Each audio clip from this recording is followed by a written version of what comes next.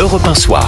19h, 21h, Pierre de Villeneuve. Ça s'appelle la stratégie de l'essuie-glace. Il y a un ministre qui dit une chose, puis finalement il y a un ministre qui en dit une autre. Alors hier sur TF1 avec Bruce Toussaint, Adrien Gindre, la ministre chargée du Travail Astrid Panosyan-Bouvet disait qu'on pourrait peut-être taxer les retraités parce que voilà, il fallait quand même protéger les entreprises et les actifs. Alors Bruce Toussaint disait alors 2000, 2500, bon voilà, on faisait, c'était le souk là, on demandait quel. Alors on dit oui peut-être.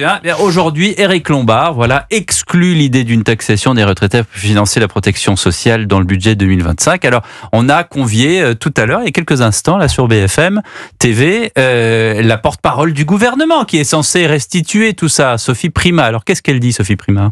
On parle tout le temps des retraités pour les mettre à contribution. Même les retraités les plus aisés, vous excluez de leur demander une contribution. Sur le budget 2025, le ministre de l'économie a été clair. Sur le budget 2025, ça veut donc dire que le débat n'est pas clos. Le débat de la financement du grand âge n'est pas clos. Il est pas clos. Et il pourrait comprendre une contribution de ces retraités. Je ne sais pas. Je n'en sais rien. Le débat n'a pas commencé. Les solutions n'ont pas été apportées. Je ne vais pas faire d'avancée sur un sujet sur lequel on n'a pas encore travaillé. Bon, eh ben nous voilà bien avancé, Olivier d'Artigueul. À peine le débat est refermé qu'il est réouvert de suite. C'est formidable. Alors là où c'est préoccupant, c'est que le Premier ministre a théorisé le fait que son équipe gouvernementale, les personnes qui le composent, doivent bénéficier d'une grande liberté. Et ils peuvent exprimer à titre personnel, comme il dit, leur... Soyez fiers d'être des amateurs. Oui, ça date...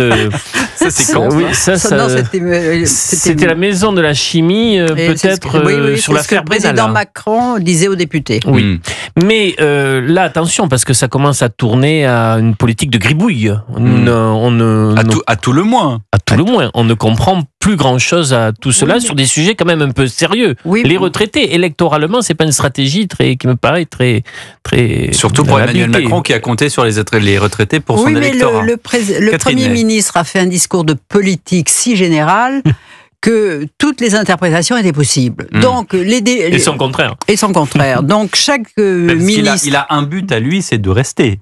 Et il a la longévité. Il a un but à lui et qui correspond aussi à ce que beaucoup d'électeurs de tous les camps, peut-être pas du côté des LFI, veulent, c'est quand même, ils ne veulent pas de dissolution, ils ne veulent pas de chaos. Ils veulent la stabilité. Et au prix de la stabilité, on est dans une espèce de flou incroyable où chaque ministre a dit un peu ce qu'il pense et qu'est-ce qui sera décidé à la fin. Mais je pense que si le ministre des Finances dit que non, on ne touchera pas, c'est quand même lui qui a l'arbitrage et la voix prépondérante. Bon, voilà. Alors écoutez, sur ce sujet-là, en tout cas, on a l'air d'accord.